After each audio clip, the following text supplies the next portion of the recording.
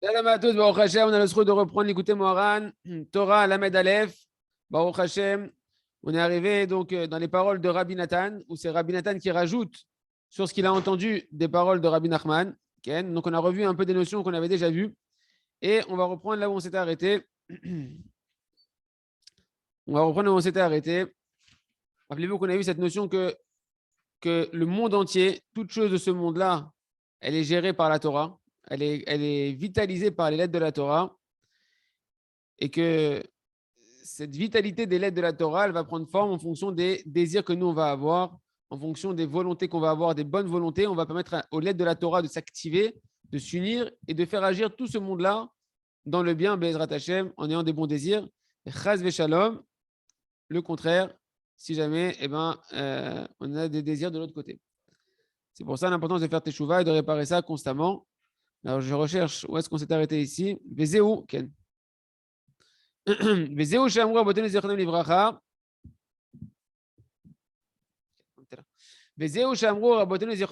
ça que nos sages de Morbénis ils ont dit, Imarav domé la malach Hashem tsevaot Torah yevakshu mipiu.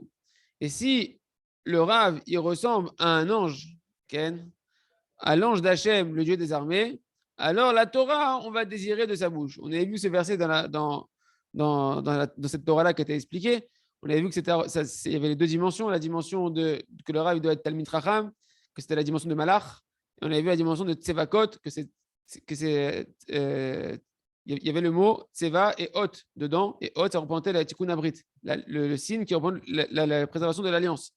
Et que le Rav doit être à la fois Lamdan, à la fois Tzadik, à la fois être érudit en Torah, et à la fois avoir une grande Kedusha au niveau de la préservation de l'alliance. Alors la Torah, on avait dit que la Torah, on va désirer l'entendre de sa bouche. C'était plus que ça, c'est que la Torah elle-même elle va vouloir sortir de sa bouche parce que lui, il est dans un état de réparation tel qu'il a que des bons désirs et que la Torah, elle s'interprète d'une bonne manière. Il va ponctuer correctement la Torah, ce qui va vitaliser le monde d'une bonne manière. Donc la Torah, elle veut passer par la bouche d'un Rav qui a ces deux dimensions-là. Ça, c'était ce qu'on avait vu dans la Torah, en haut. Et là, il nous dit, il répète Rabbi Nathan, qui est au Torah, Empoalim. Les lettres de la Torah, c'est elles qui agissent et qui dirigent ce monde-là. Tout ce monde-là, le code génétique ou le code informatique, le programme informatique, hein, c'est pas pour rien qu'Hachem il a fait les Avdil, le film Matrix, hein, c'était pour nous faire comprendre qu'en réalité le monde il est codé par les lettres de la Torah. D'accord. Les lettres sont des chiffres en hébreu. Le monde entier il est codé par des lettres de la Torah, bien que c'est les Avdil, elle fait Avdalot. Stam, pour ceux qui ont déjà vu, au moins ça donne une image que le monde entier, sa vitalité, ce sont les lettres de la Torah. Les lettres de la Torah, elles sont elles ce qui va faire que le monde entier va bouger, qui va être vitalisé. D'où on apprend ça.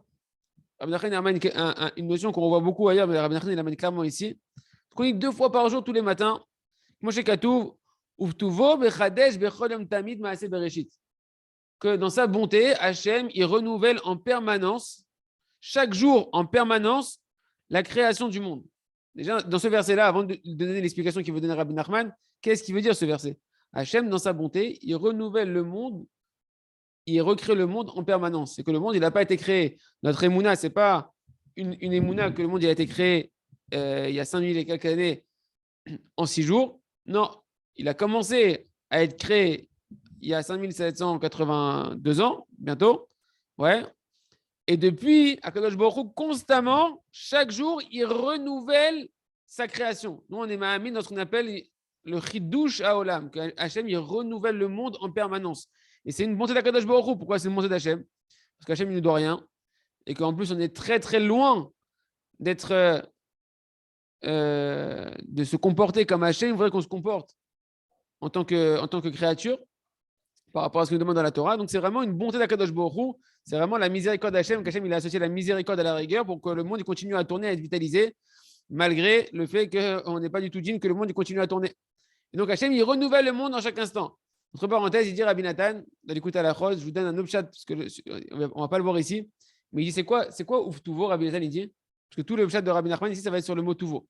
Tout le Chidouche, il va être sur le mot Tuvo ici.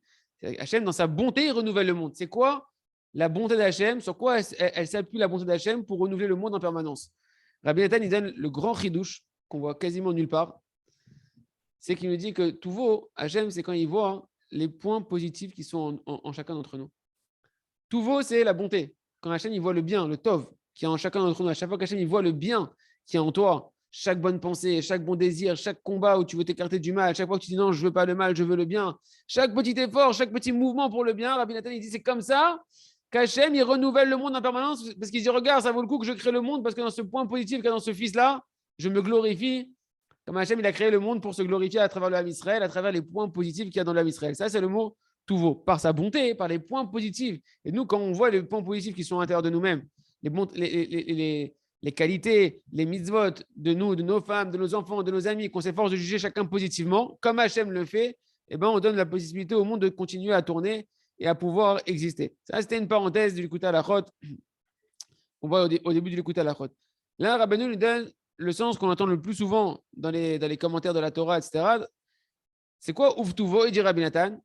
Ah, le mot Uvtuvo, Ken, il nous dit Ve'en Tov et la Torah. Le mot Tov, ça n'a pas d'autre sens que la Torah. C'est quoi la bonté du monde? C'est grâce à quoi il y a du bien dans le monde? Grâce à quoi on peut être quelqu'un de bien et que le monde il peut être bien et qu'on peut détester la bonté d'Hachem, que le monde il peut continuer à exister grâce à la Torah.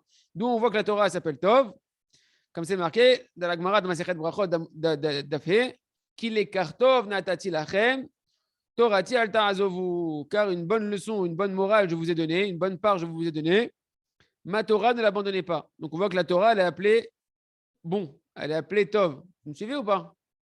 Alors, vous êtes là, David, Israël? Ouais. Ok. Tov, c'est la Torah. En Tov est la Torah. Donc le Tov, c'est la Torah. Donc grâce à la Torah, Hachem, il renouvelle le monde en permanence. Donc le sens qu'on entend souvent dans les commentateurs, dans les moussards, etc., c'est que tant qu'on étudie la Torah qui s'appelle Tov, Hachem, il renouvelle le monde. C'est quoi la vitalité du monde? C'est la Torah. Ce qui est en train de nous démontrer ici, Rabbeinu Akadosh, la vitalité du monde par lequel Hachem il renouvelle le monde en permanence, c'est l'étude de la Torah. Parce que la Torah, c'est elle-même qui vitalise chaque chose de ce monde-là, chaque objet, chaque minéral, végétal, règne animal, règne humain, tout ce qui existe sur Terre et au-delà de ce qu'on a conscience, est vitalisé par les lettres de la Torah. Mais la puissance de ce chidouche qui nous amène Rabbi Nachman, c'est que ce n'est pas suffisant. Ce n'est pas suffisant de dire que l'étude de la Torah, elle permet à Kadosh Baruch Hu de renouveler le monde dans sa bonté. Pourquoi?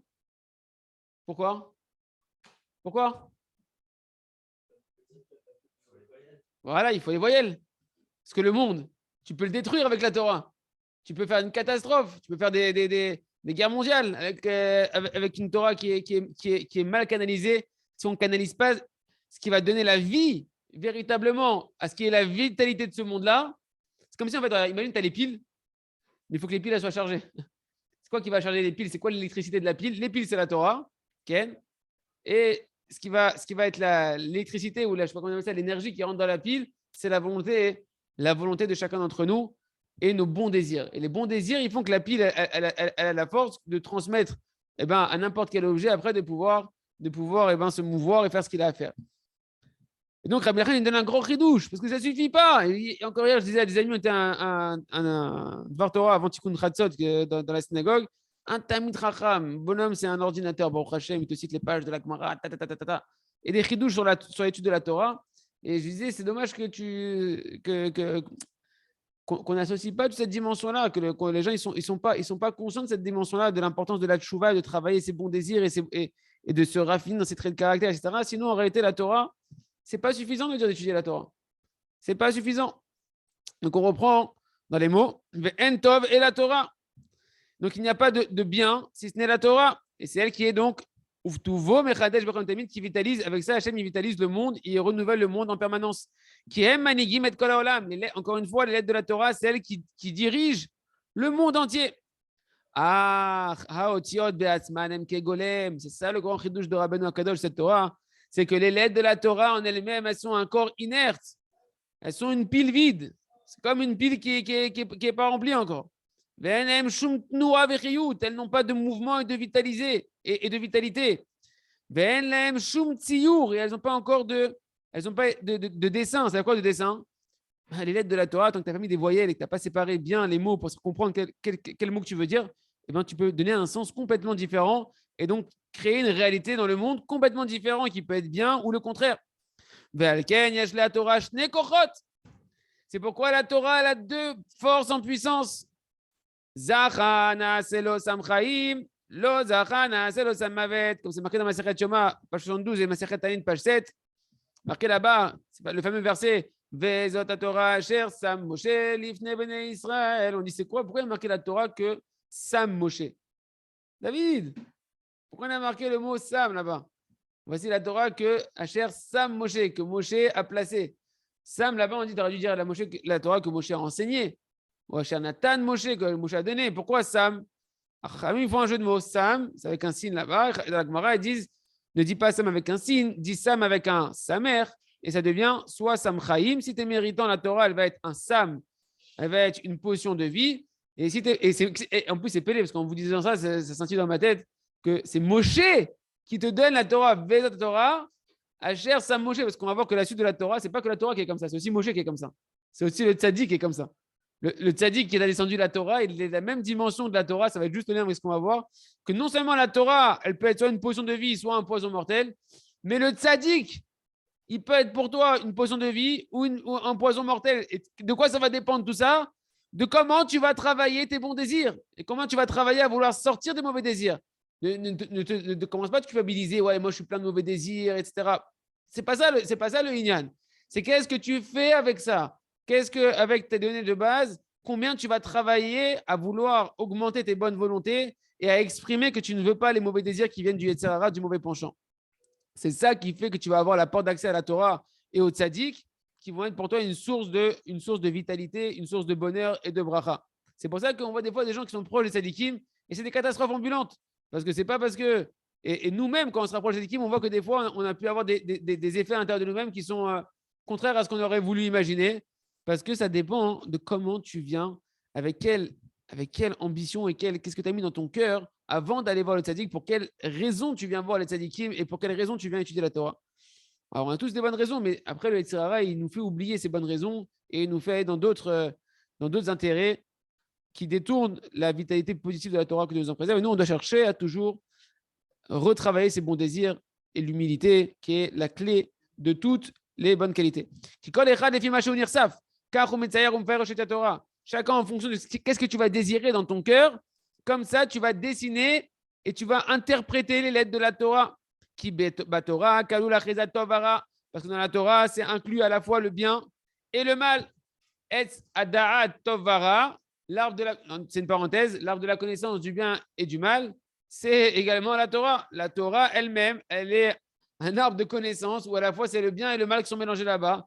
Et ça va dépendre de comment toi tu vas aller l'aborder pour pouvoir reclarifier qu'est-ce qui est véritablement le bien. Et les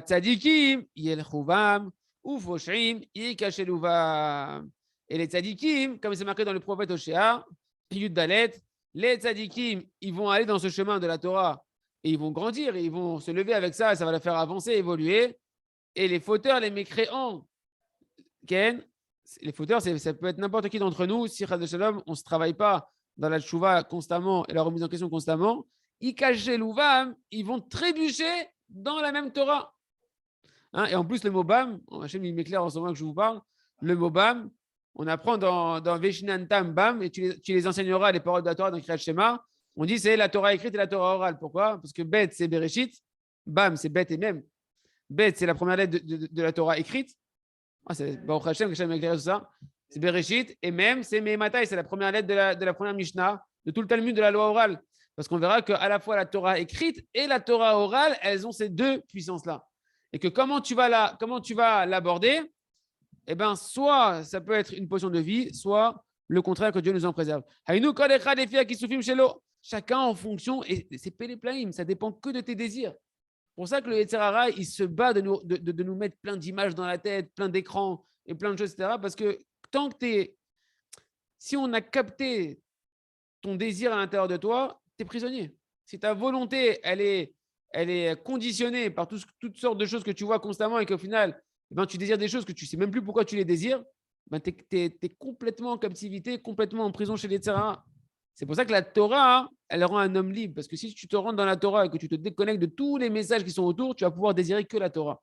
Tu vas pouvoir désirer vraiment ce qui est bien pour toi et ce qui va t'amener du bien pour toi. Tout est dans tout, tout est dans la volonté.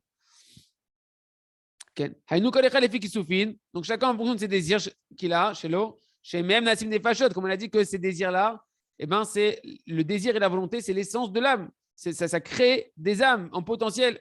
Allez, Torah. Grâce à ça, tu vas générer des voyelles en dessous des lettres de la Torah et tu vas mettre comme une âme dans un corps inerte. Les voyelles vont être comme une âme dans un corps inerte. C'est quoi ces voyelles? C'est tes bons désirs. Et donc les lettres elles vont se dessiner pour pouvoir donner des interprétations bonnes, ou le contraire, Chas Veshalom, que Dieu nous en préserve, ou le Fimash Nistairin, Karem Poalim Baolam, et comment les lettres vont être dessinées par tes désirs, par nos désirs, et bien comme ça, elles vont agir dans le monde. Et là, on revient au sens du verset d'avant. C'est pourquoi les lettres de la Torah, elles veulent sortir de la bouche du tzaddik qui va les dessiner correctement, qui va leur donner un sens positif, parce que lui, il est réparé non pas que dans l'étude de la Torah, mais aussi dans la préservation de son alliance. Donc, il a des bons désirs. Comme on a dit que quand on a réparé son alliance, eh ben, on commence à avoir des bons désirs qui sortent de notre neshama, qui vont s'exprimer dans notre filote. Le tzaddik, il en est à ce niveau-là. Et donc, la Torah, elle veut aller chez lui parce qu'elle a une garantie que si elle passe dans sa bouche à lui, eh ben, elle va générer que des bonnes choses sur terre, que de la bracha sur terre, sur le monde entier. Chez où Medaber qui se finit de parce que le tzaddik, qui est à la fois l'amdan et tzaddik, eh ben, lui, il parle à Hachem constamment de ses bons désirs, de ces désirs qui sont kdoshim. Et grâce à ça, les lettres elles reçoivent des voyelles qui vont interpréter correctement les lettres de la Torah. Et la Torah va pouvoir être une source de bracha. Imarav, Domé, les Malach, Hachem, Tsevakot. Il nous répète encore une fois, maintenant, Rabbeinu, le sens du verset. C'est ça le sens que nous sages ils ont dit de la Gemara. Si le Rav, il ressemble à un ange, Hachem, Tsevakot, d'Hachem, le Dieu des armées. Pourquoi? On a dit, parce qu'il y a ces deux dimensions dans Malach et Tsevaot. Malach, c'est la dimension de Talmid Chacham, d'étudier la Torah, comme l'ange Matat qui règne dans les 6 jours de la semaine, on regarde des traités de la Mishnah. Et Tsevakot, c'était Tsavaot. Hot, c'est la notion de Brit, c'est la réparation, le signe de l'alliance. C'est le tzaddik, encore une fois, ce Rav qui a ces deux dimensions-là, étude de la Torah et Gdushat Abrit. Qui a Rav, c'est-à-dire Gam chez Eloshne Kochot chez la Torah. Parce que le Rav, il doit avoir ces deux forces qu'elle a la Torah. Écoutez bien ce qu'il dit Rabbeinu. Le Rav, il doit avoir, c'est obligatoire qu'il a aussi, lui aussi, les deux mêmes dimensions que la Torah. Sam Chaim ve Sam Mavet. Une potion de vie, la potion de vie, elle vient d'où? C'est où la garantie que tu auras la potion de vie? C'est la dimension du Rav de Gdushat Abrit. Une personne qui préserve ses yeux et qui travaille sur la préservation des yeux et de l'alliance, celui-là, il est dans la dimension de pouvoir déjà attirer la potion de vie. Mais par contre, la dimension de, il dit le Rav Arush, la dimension de Malach, du Malach, donc de l'ange qui est comme l'ange Matat, qui est l'étude de la Torah, l'étude de la loi orale pour connaître qu'est-ce qui est permis, qu'est-ce qui est interdit. Ça, si tu te contentes que de ça, tu peux arriver au Sam Mavet de la Torah, tu peux arriver à la potion mortelle de la Torah, parce que ce qui va bonifier ta Torah, ce sont tes bons désirs qui proviennent de la réparation du Brit. On va parler de ça, justement. Là. Ah ouais, c'est ça, exactement. Il a fait. Exactement. Il dit Rav Yitzhak que, justement, quand Acher, et c'est ce qu'on va voir juste après, Acher, qui a été Elisha Ben Avouya, le Tana, qui a tourné, bon, ça va être toute la suite de la Torah. Quand il est monté, qu'est-ce qu'il a vu? Il a vu cet ange-là, le fameux ange Matat, qui est l'ange dont on parle ici, qui règne durant les 6 jours de la semaine, qui représente l'étude de la Torah orale. Et il l'a vu assis sur le trône divin. Il s'est dit, ouais, attends, enfin, c'est pas sur le trône divin, mais il l'a vu assis à côté de Kadosh Baruch Hu. Il a dit quoi? Il y a deux divinités. Et il a tourné complètement. Il dit, c'est marrant parce qu'on voit que c'est la dimension de la Torah, l'étude de la Torah, pas la dimension du Tikkun Abrit. Parce qu'on a dit que l'ange Matat, il représente Eliezer, qui est la réparation de l'alliance d'en bas, qui est que dans l'étude de la Torah, qu'est-ce que j'ai le droit de faire, pas faire? Hein? Okay. Continue.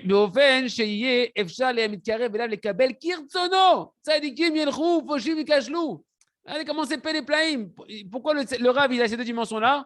Pour que celui qui va se rapprocher du tzaddik, eh ben, ça va dépendre qu'est-ce que tu veux dans ton cœur quand tu te rapproches du tzaddik. Et si tu viens avec des bons désirs de te sanctifier véritablement, alors tu vas avancer comme les tzaddikim, tu vas devenir de plus en plus tzaddik. Mais si, Chas Shalom, tu viens ici avec des intérêts qui sont des mauvais intérêts, d'accord, tu veux te glorifier, tu veux te mettre au-dessus des autres, Chas Shalom, ou tu veux gagner pour ce monde-là et tu viens de faire des demandes que pour ce monde-là, alors Chas Shalom, Poshim, Ikachelubam, les fauteurs, ils vont trébucher même en se rapprochant du tzaddik.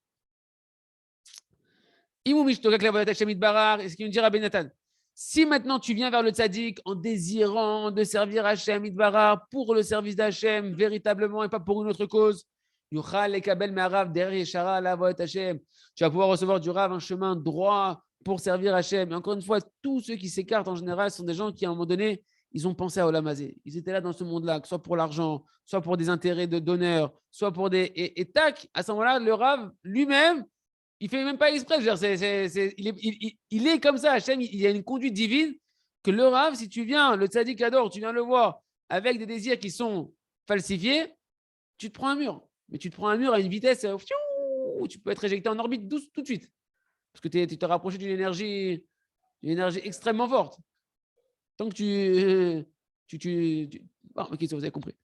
Il nous dit, mais si le contraire, que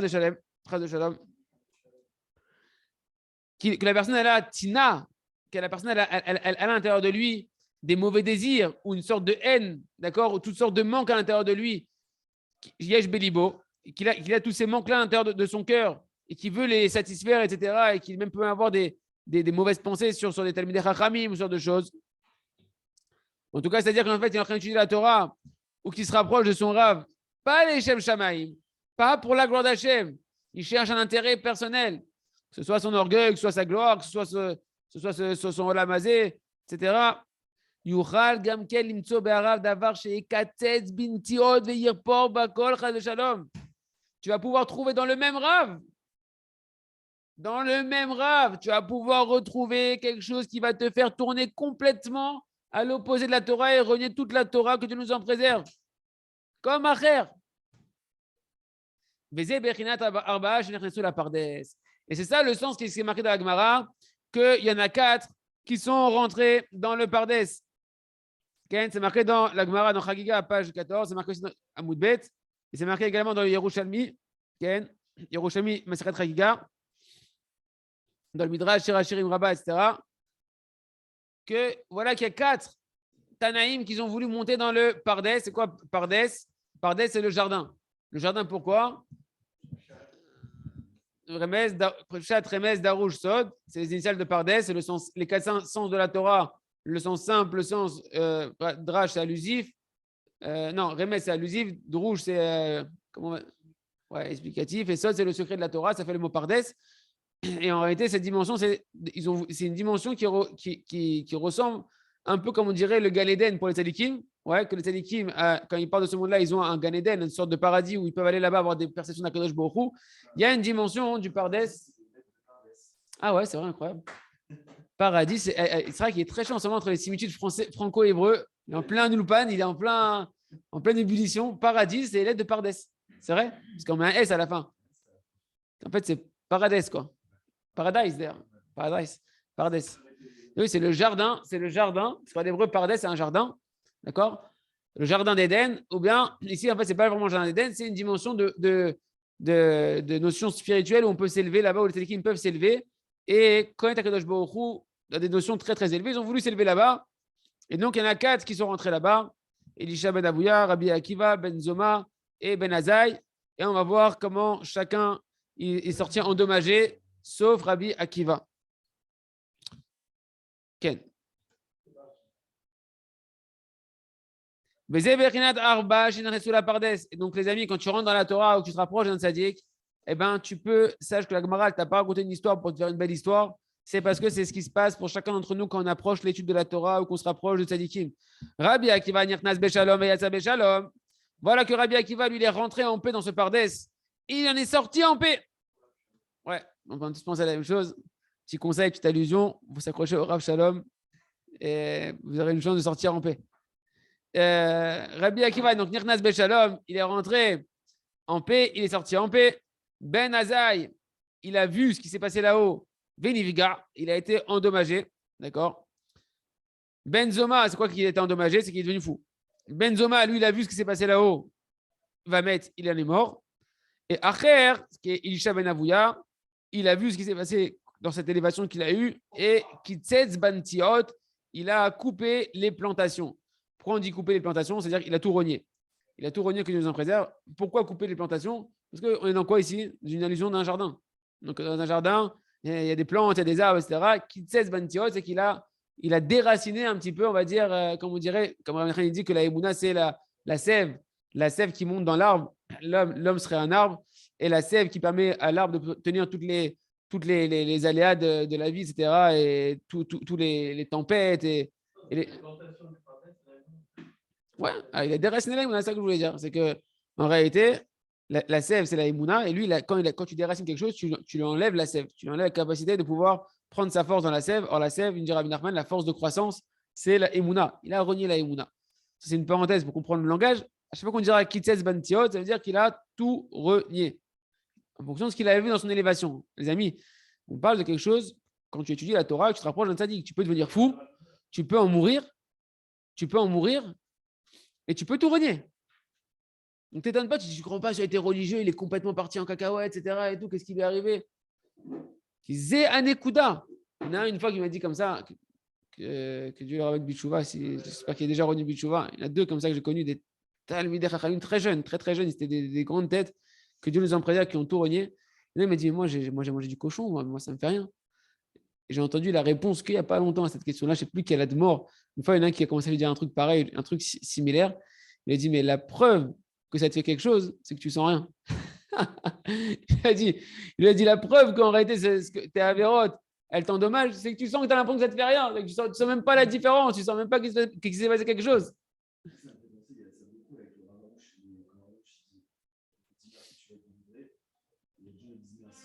C'est très intéressant, s'il te plaît. Tu prends le micro. Oui, bonjour à tous. Je disais que c'était un truc qu'on a vu beaucoup avec, que j'ai entendu moi une tonne avec Ravarouche, qu'il dit dites merci, dis merci, tu vas être délivré. Et les gens qui disent merci, mais pas pour se rapprocher d'Hachem, pour être délivré, genre j'ai un truc qui me dérange, j'ai envie que ça me lâche la grappe, ça marche pas, et après il dit ouais, Ravarouche, truc, il dit des trucs, machin, et au final il s'éloigne de toute la Torah du Ravarouche. Et alors que les gens qui cherchent vraiment Hachem, voilà, qui se disent pas c'est une sgoula, qui se disent qu'est-ce qu'il y a derrière ça et c'est quoi le sechel qu'il y a derrière ça, qu'est-ce qui rapproche de plus d'Hachem que ça, quoi. Bien fait. Parce qu'en général, quand on remercie Hachem pour un problème, c'est que le problème, l'autre il a un problème, il n'arrive pas à se marier, l'autre il a une maladie, l'autre il a un problème de parnassa. Donc le bonhomme, en fait, il n'est pas là pour Hachem. Il n'est pas là pour s'arranger par rapport à Kadosh Baruch Hu. Il veut juste servir d'Hachem pour s'arranger sa vie. Et alors qu'il n'a pas compris que le problème, il est là pour t'arranger ton vrai problème, que tu es éloigné d'Hachem. Et si une personne, elle vient pour se rapprocher d'Hachem et qu'elle se rapproche des conseils des tzadikim pour se rapprocher d'Hachem, pour se remettre en question à soi-même, pour s'arranger ses traits de caractère, etc., à ce moment-là, oui, ça marche. Oui, c'est une potion de vie. Et oui, à ce moment-là, on voit des véritables délivrances qui se passent. Il a fait mieux. Az Velu Arba Bechinot. Et donc, ces quatre dimensions-là qui sont ramenées dans le code de la Gemara Chagiga, page 14. M Bechinot, c'est également les dimensions qui sont marquées dans un autre verset, dans Malachi Gimel. Tzadik, Racha, Oved Elokim, Velo Avado.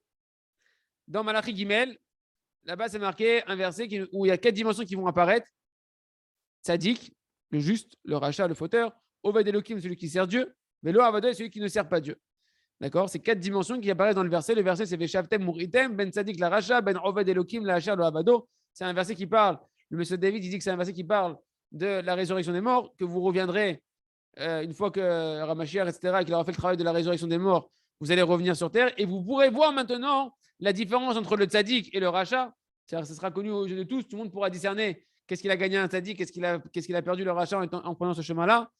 Ben Oved Elokim, la Hacher le Avado, entre celui qui a servi à Hachem et celui qui ne l'a pas servi. C'est quoi tu répètes là. Tzadik, Racha, celui qui a servi à Hachem, qui ne l'a pas servi. Alors, les commentateurs ils disent que c'est quoi? Dans le Tzadik, celui qui a servi à Hachem véritablement désintéressé. Et celui qui n'a pas servi à Hachem véritablement, que même dans son service de tzaddik, il est en train de chercher à ses propres intérêts et sa récompense. D'accord. En tout cas, on ferme la parenthèse, on continue le sens de Rabbi Nachman. Elou, donc quatre dimensions. Tzaddik, Racha, serviteur de Dieu, pas serviteur de Dieu. ואלו ארבע בחינות הן נמצאים בכל בני אדם הרוצים להיכנס לעבוד את השם ולהתקרב לצדיק והרב שבדור. Et ces quatre dimensions qu'on est en train de voir, que ce soit au niveau de ceux qui sont rentrés dans le Pardes ou ces quatre définitions qu'on vient de voir ici, eh ben, elles se trouvent dans tout homme qui veut rentrer dans le service divin et se rapprocher du tzaddik et du rab de la génération. Qui est Shmi Sheu Nirnas Velinkarev le tzaddik. Et les amis, c'est pour ça que je vous dis attention, vous voulez vous rapprocher de Rabbi Nachman, vous écoutez Moharan, si vous ne faites pas Idbo des doutes, aucune garantie que tu vas te rapprocher de Rabbi Nachman de la bonne manière. Il y a plein de gens qui sont proches de Rabbi Nachman, qui ne font pas ce travail-là, de travailler, et nous-mêmes on ne le fait pas suffisamment, de travailler sur les traits de caractère, de faire Idbo des doutes, de chercher à avoir des bons désirs, travailler ces bons désirs, et qui se rapprochent de Rabbi Nachman, parce que c'est bien, c'est une belle ségoula, on voit des super promesses, etc. Et tu vois que ça sort des catastrophes. Pourquoi ?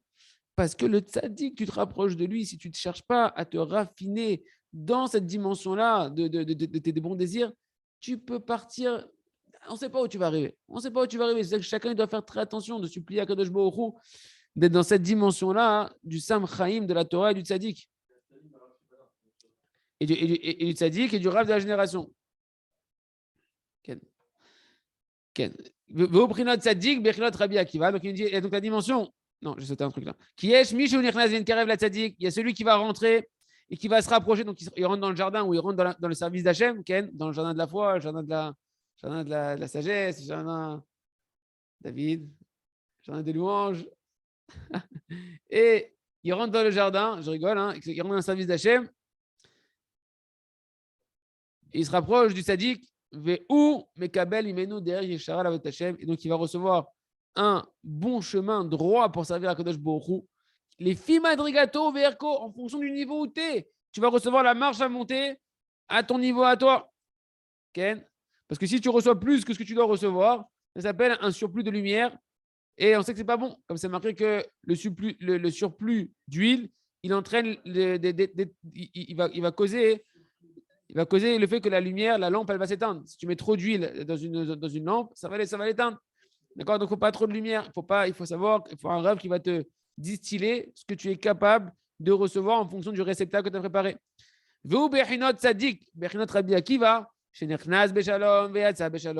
C'est la dimension du tzaddik, qui est la dimension de Rabbi Akiva, qui est rentré en paix et qui est sorti en paix. Et les amis, cette dimension-là, ça va dépendre. Toute cette Torah-là, elle t'amène à arriver à cette Nekouda-là, à être comme Rabbi Akiva. Toute cette Torah, tous les conseils qu'on a vus de Rabbi Nachman, cette fameuse travail qu'on va commencer à donner la tzedaka, mais en travaillant sa émouna, travailler son tikkun abrit, de se rapprocher des tzadikim qui peuvent nous aider à réparer notre alliance, nos yeux et nos pensées. Tout ça va nous permettre d'avoir des bons désirs qu'on va exprimer dans des prières qui font que la Torah avec le tzadik, quand on va se rapprocher de lui, ça va être d'une bonne manière. Vous avez compris ce que je suis en train de dire? Je fais juste le lien tout de suite, sinon on n'arrive pas trop à avoir le lien avec le début de la Torah. Mais tout le cheminement de la Torah, c'est pour t'amener dans le chemin de Rabbi Akiva. Rabbi Akiva, au début, il a hissé les Talmidei Chachamim. Il était comme Elisha ben Avouya, comme Yakayachol, au niveau de cette dimension. Elisha ben Avouya, c'est marqué qu'il tuait les Talmidei Chachamim. Et quand il voit quelqu'un qui était meilleur que lui, qui était trop, etc., et tout, il avait des liens avec la royauté et il le faisait tuer. D'accord? Et bien, Rabbi Akiva, le travail qu'il a fait sur les midot, le travail qu'il a fait sur la tchouva à l'intérieur de lui-même, l'a amené à cette dimension-là jusqu'à réparer son brit et à pouvoir rentrer en paix et sortir en paix en approchant la Torah et en rapprochant les tzadikim. V'yesh mishu bechinot etzitz bamet. Il y en a un qui va de la dimension qu'il va voir ce qui se passe là-bas dans la Torah, dans le tzadik, et il va mourir. Il y en a un autre qui va voir etzitz venivka, il va devenir fou, faire la boule, illuminé. Haïnou. Chez Nitlaev Libomeo, c'est quoi qui devient fou? Il s'est enflammé, mais un truc de malade. Il est parti à Ouman. Il revient, il est comme un fou, comme un malade. Migodel, va être là à vous chez Abou Tzadik, parce que le Tzadik, il t'enflamme. Il t'envoie de la lumière, une tonne de lumière. Beyeter, c'est être les malam imadrigato. Mais il t'a envoyé plus que ce que tu pouvais recevoir à ton niveau. Valider du Khalamut. Et la personne, à cause de ça, elle peut en mourir. Elle peut en mourir. Ou Mise Bechinat et Tizvamet, c'est qui celui qui et celui qui n'a pas justement le Kéli pour recevoir cette lumière-là comme il faut, c'est Bechinat et Tzvamet, c'est la dimension de celui qui a vu et qui est mort, Bechinat Oved Elohim. On va s'arrêter là pour aujourd'hui, parce que là, ça va couper, Hashem. On reprendra là demain. Chazak ve Nitrazek. Mechila pour le suspense. À demain.